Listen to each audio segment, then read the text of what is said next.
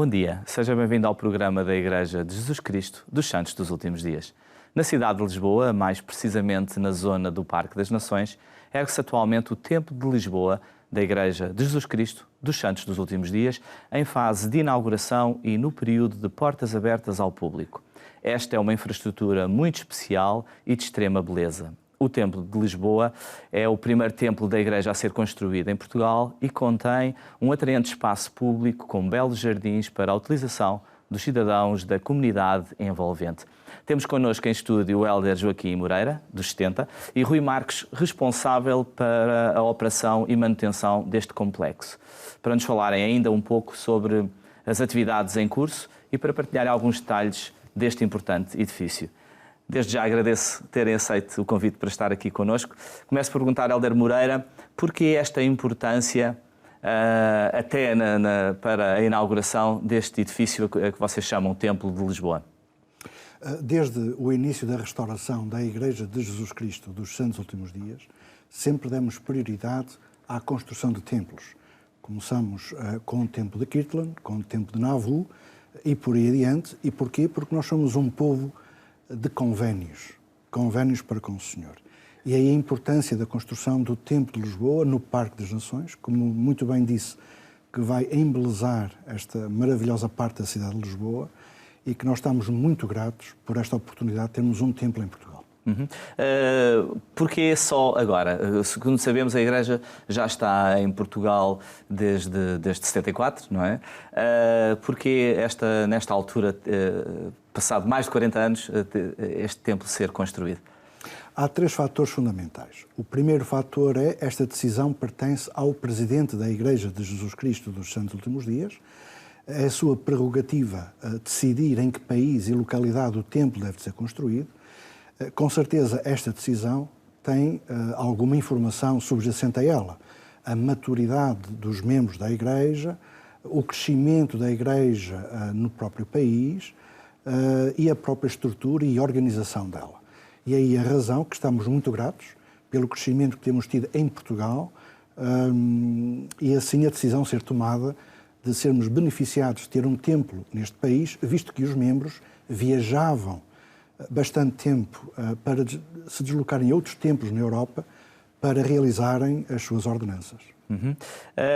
Já lá vamos, porque estamos curiosos para saber o que é que se faz então nesse edifício, que vocês chamam o templo.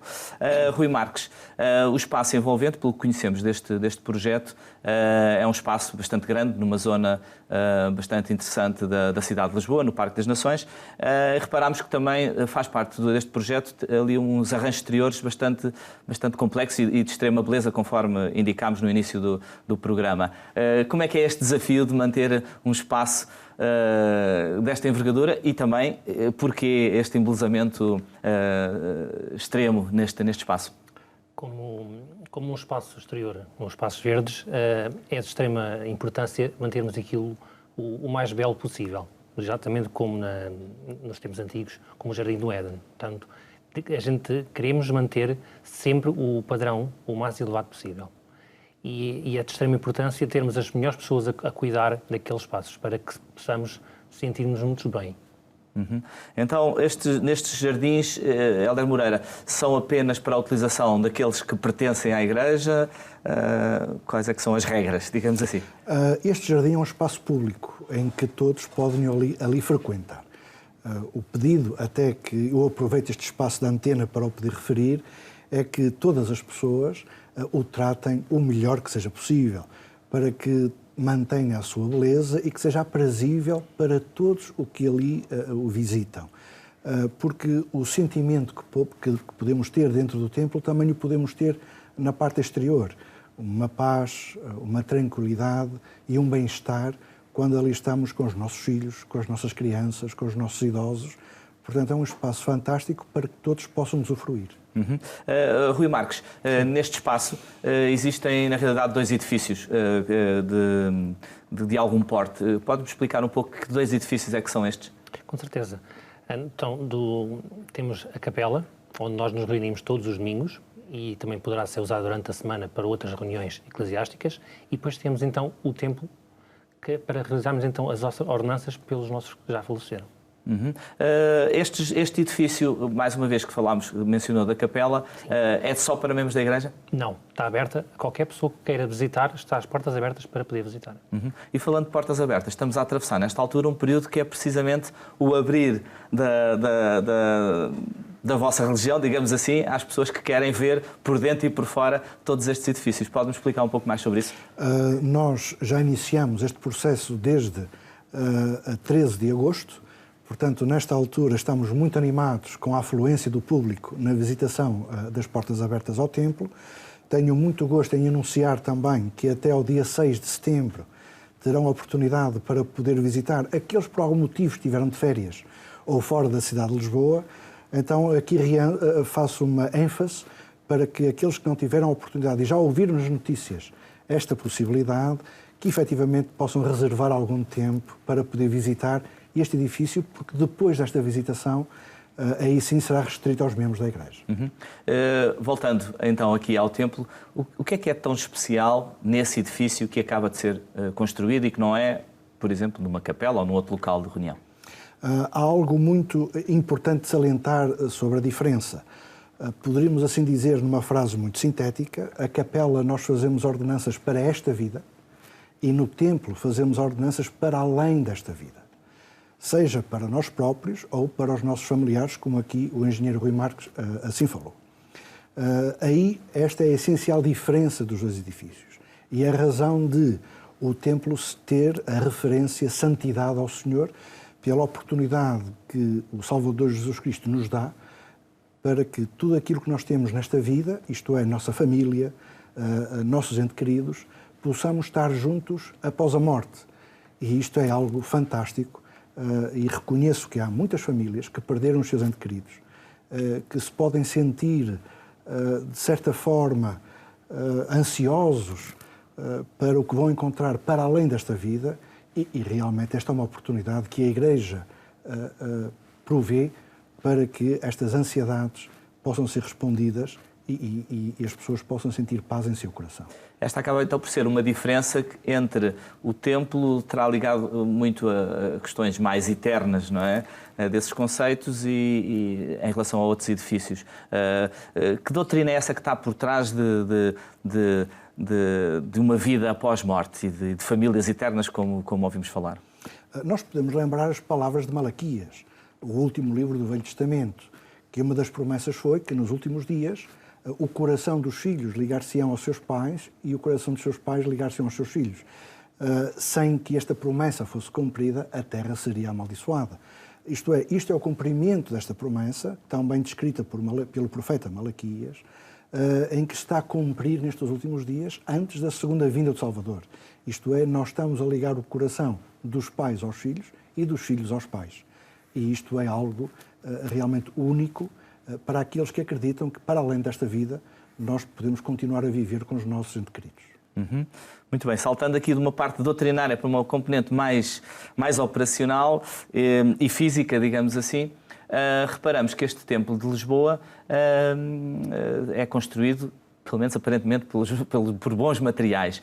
Qual é que é a origem destes materiais que estão a ser utilizados? A parte exterior, a parte da pedra, grande parte dela veio de Portugal, da zona da Benedita. Temos pedra que veio de Espanha e pedra que também veio de Itália. A pedra, mais em concreto, a pedra interior. O resto de alguns materiais de construção vieram também dos Estados Unidos. Portanto, estamos ali... A nossa principal objetivo foi reunirmos os melhores artigos possíveis para termos um templo com o maior padrão elevado. De construção. Eu sei que houve uma oportunidade no passado dia 10 dos próprios construtores, dos operacionais que tiveram a construir, que não são, a maioria deles não são membros da Igreja, com certeza, de visitar o templo. Porquê essa decisão de os primeiros a visitarem serem a própria empresa de construção e os seus profissionais e os vizinhos ali das redondezas? Porquê essa decisão? Porque aquelas pessoas, temos lá muitas pessoas que participaram na construção que tiveram logo no início a levantar os pilares de betão, a levantar as paredes e depois essas pessoas saíram e nunca mais regressaram. E nós achámos que ia ser muito bom para eles poderem regressar e verem o fruto dos seus trabalhos, o fruto daquilo que tiveram a fazer ali durante meses e alguns anos. E essa experiência deles foi muito boa, muito maravilhosa. Hélder Moreira, também sei que os próprios vizinhos foram convidados a ser os primeiros a visitar publicamente o interior do templo e do complexo. Porquê também essa razão?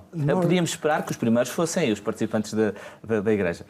Nós demos esse privilégio por uma razão compreensível.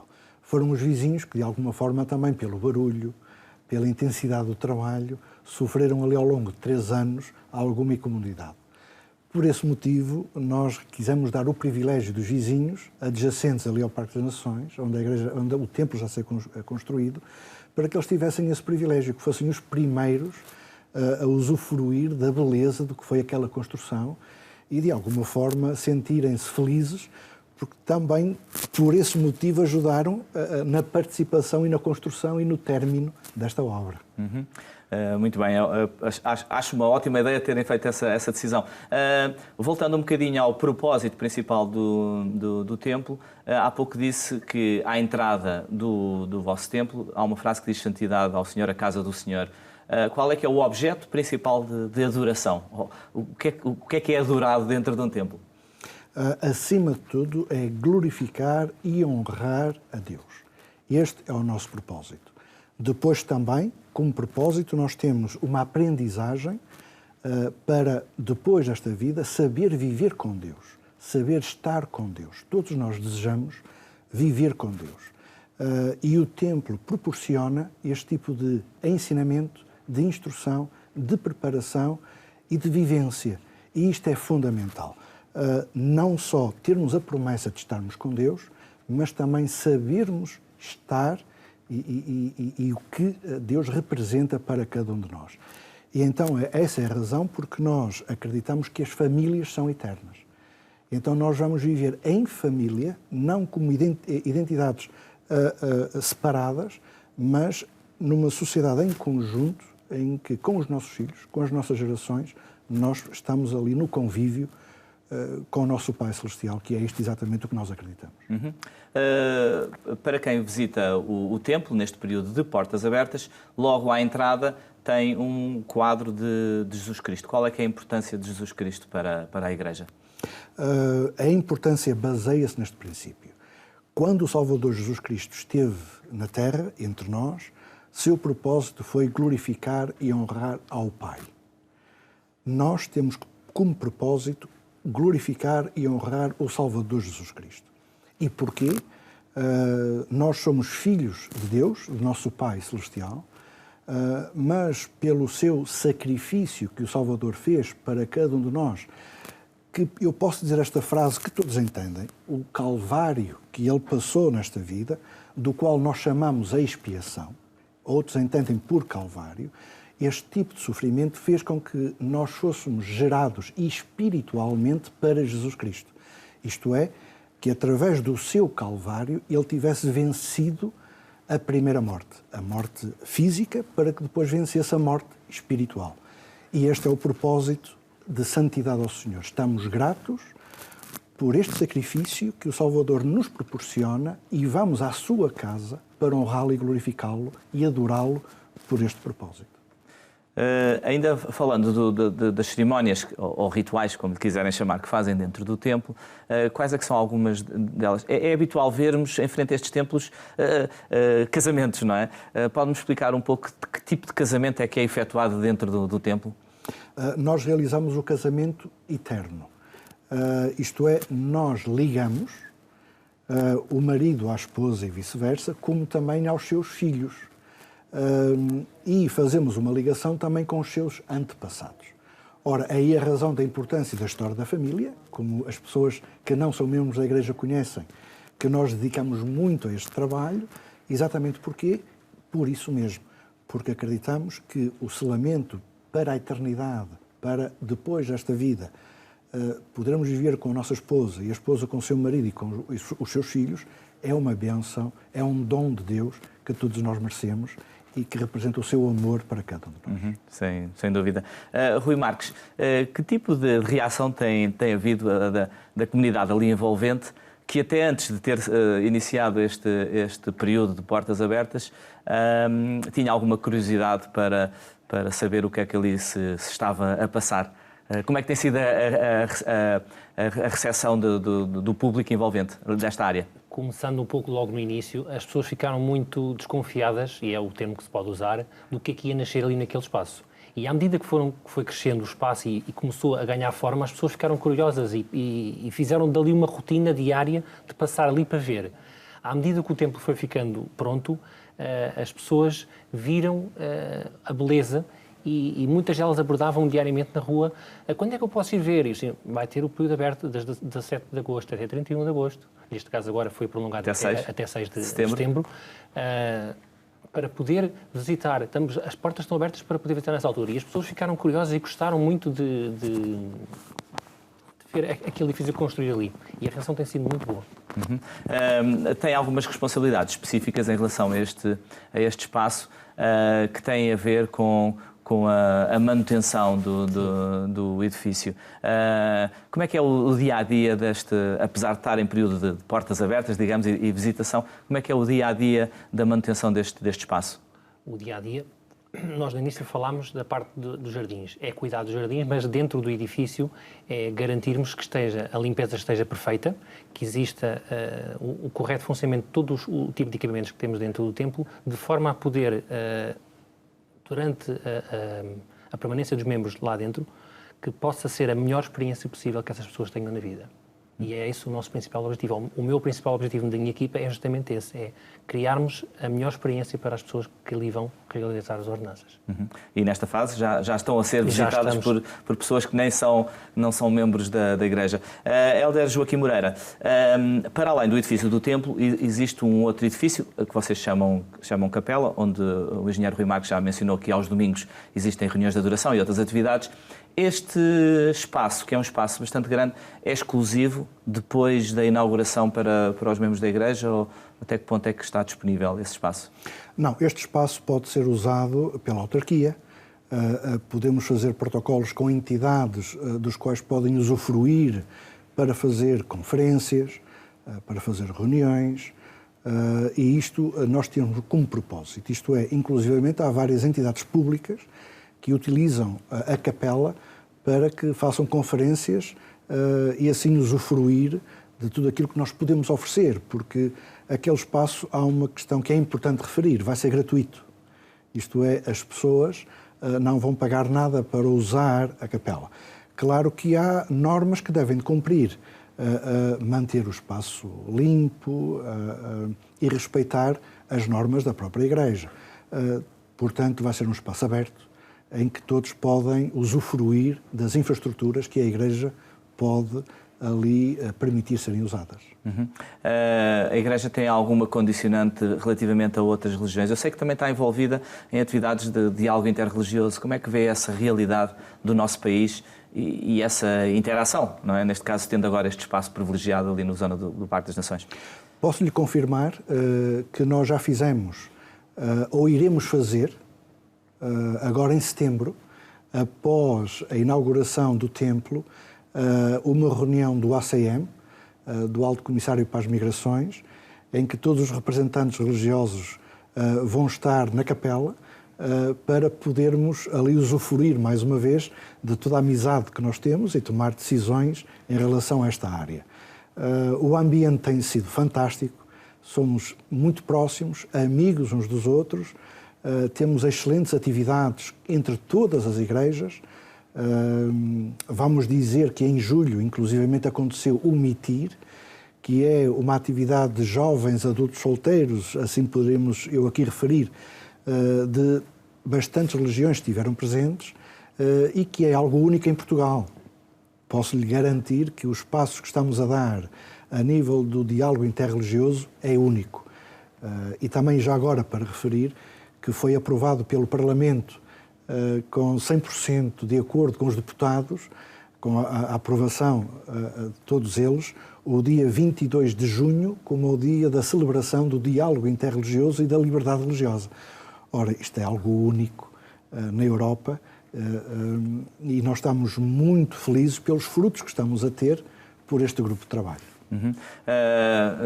Falou de diálogo interreligioso. Isso quer dizer que há aí alguma junção do ponto de vista doutrinário? O diálogo interreligioso tem a ver com a junção das várias igrejas? Nós não estamos a falar do diálogo ecuménico. O diálogo ecuménico é uma coisa, o diálogo interreligioso é outro.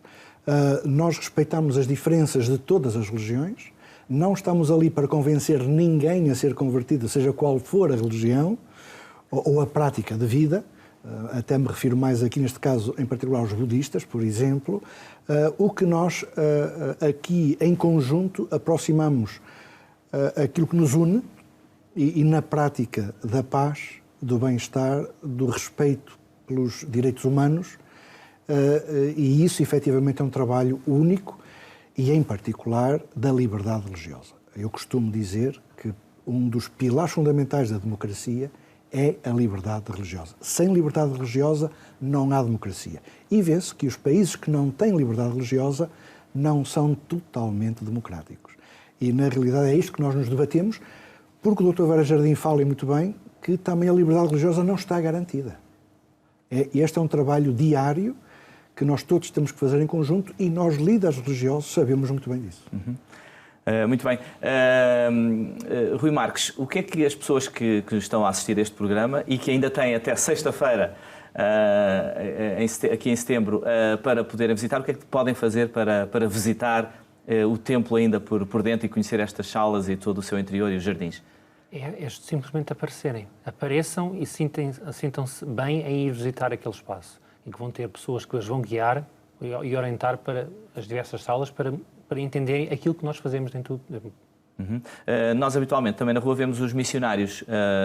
Temos visto que os missionários de camisa branca e uma placa têm feito algum trabalho deste. Portanto, pode ser um meio também para os levarem a visitar o templo?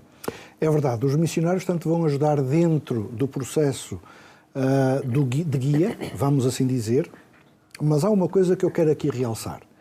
A Igreja não vai privilegiar o proselitismo na visita ao templo. Portanto, todas as pessoas podem aproveitar estes últimos dias desta semana, da primeira semana de setembro, sem qualquer tipo de preocupação em relação à religião em si. Isto é o gosto de visitar um edifício único, tão belo, que nós temos agora em Portugal, e isto é uma coisa única que as pessoas não devem de perder. Muito bem, eu penso que ficámos bastante esclarecidos do propósito da construção e da importância que está a ser dada ao Templo de Lisboa, e quero mais uma vez agradecer por terem estado aqui connosco neste programa e as melhores felicidades para a inauguração oficial do Templo de Lisboa. Agradecemos a vossa atenção, desejamos um resto de um bom dia e até ao próximo programa.